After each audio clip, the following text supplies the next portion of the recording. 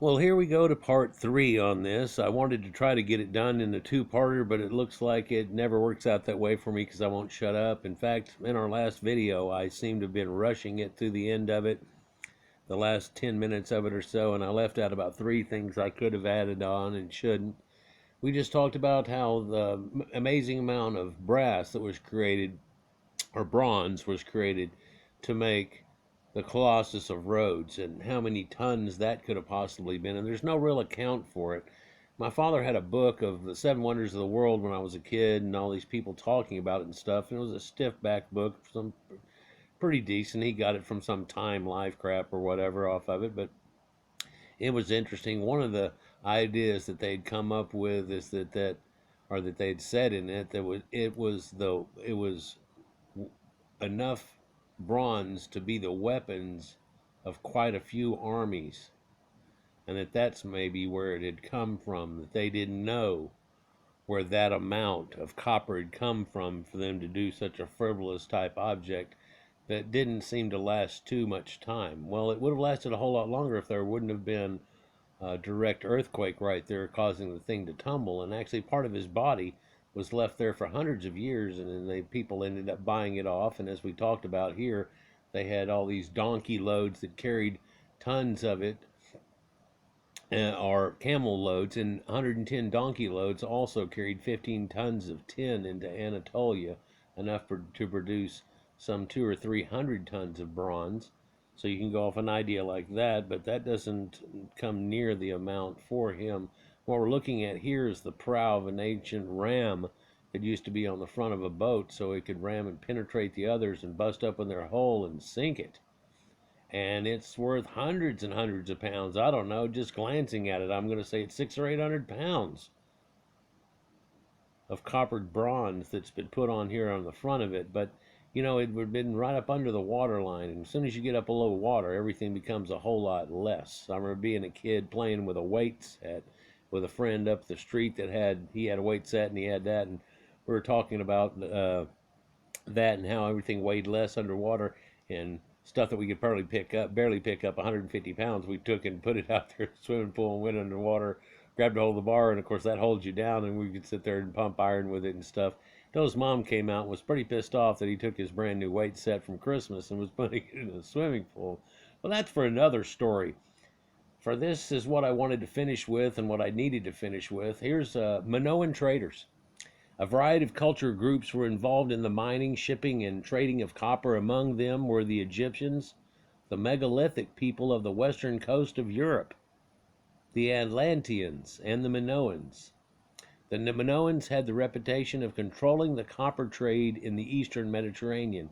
It is in the New Palace period in Bronze Age Minoan Crete that we find a large increase in population, particularly in settlements along the coasts, the growth of towns, which in some cases surround mini palaces, luxurious separate town houses at palatial and other sites, and fine country villas. Villas and houses were at Area, Tridia, and Thessalos, contained not only weights and loom weights, but also copper oxide ingots and linear A tablets. And both are rich in luxury products and bronze objects. Minoan prowess in metal weapon production was not limited to the long sword, but included the short sword, the solid long dagger, and the shoe-socketed and tube-socketed spearhead and arrowheads, all of which may have made their first Aegean appearance in Crete.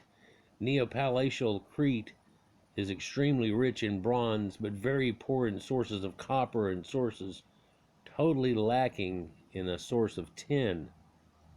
So where'd all that come from? And they're of the earliest phase here, and that seemed to have gotten destroyed whenever that volcano of Santorini blew up, and that kind of ruined all that too, in the collapse of the Bronze Age. What was going on there? The Newberry tablet of the Newberry, Michigan is a Cypriot Cretan sibulary. Cretan script may have actually been the basis of Cree sibulary and Mayan writings. People have looked at this in linguistics types of way, and they say there's some connections there, and there must have been some brush off But of course, in a modern day, we can't look at things like this. But they have found things that show symbology of these people that look very much like the art that was over there. And these people always have a beard on them. And then there's this Batman symbol that's really that double axe symbol that's going along with it. But also those copper mines and things that go along with it. And all these artifacts which look conspicuously like a sphinx. And this guy here, and he's got a beard. And this writing here that they found, and it seems to go along with it quite a bit. The Newberry tablet and statues found within this Newberry, Michigan, were found by Barry Fell in 1980 to be written in colonized form in Minoan, having vocabulary similar to that of ancient Hittite, but lacking in the formal declinations and conjunctions of Hittite, a Cypro-Minoan script comprising of Oman's text. Well, Hittite seems to be one of the earliest spread off forms of Proto-Indo-Europeans, so there at least seems to be a linguistic connection there.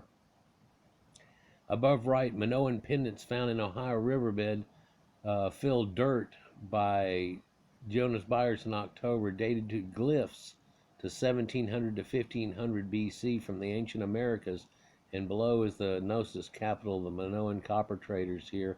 And we know about Gnosis, and I did a video about that, of course, and I've talked about gnosis as far as a knowledge that goes on too, and it makes you wonder how much connection there are from those. The cavern of glyphs on the Ohio River had images of clothed figures that had singularly recalled the dress of the Minoans as seen on the frescoes at Knossos in Crete.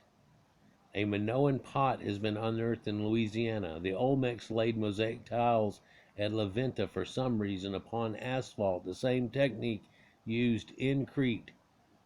The excavation of the wealthy grave goods at Hallstatt show that traders brought Minoan pots as well as copper bronze pots for trade for salt.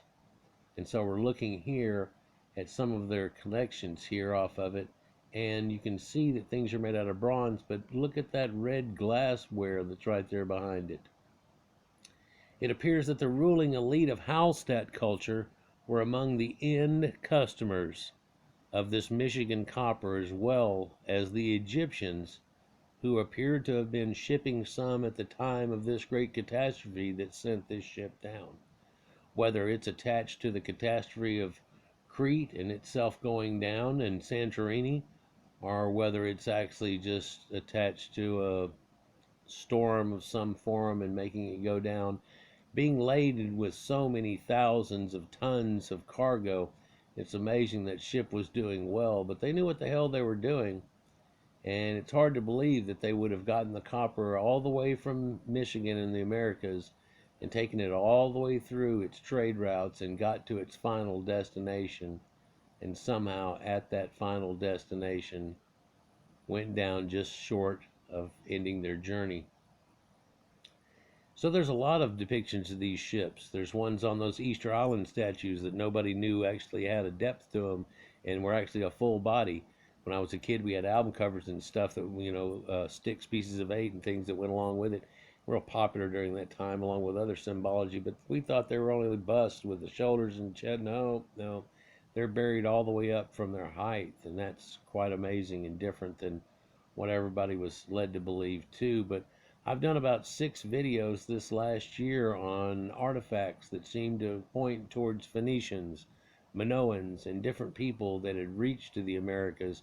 In fact, I did a little series on pre-Columbus travel to the Americas and showed a lot of stuff. But in that video, I wasn't able to show everything, and so I picked out another video to try to show. And then there was one with that guy that got kicked off TV where he showed this stuff, and ironically, they kicked him off right shortly after that. They didn't like that. The people that own his video or own this business thing does not. But that's for another video, or it's already in another video. So Michigan copper, let me know what y'all think about this and its possibilities. It's one of those things where I haven't seen enough tests done on things and people trying to test it to find out the truth of it. In fact, they don't want to touch it, it seems like. Given the opportunity, they seem to shun away from it. Like, share, and subscribe, and enjoy, and we'll get on to another one. Peace.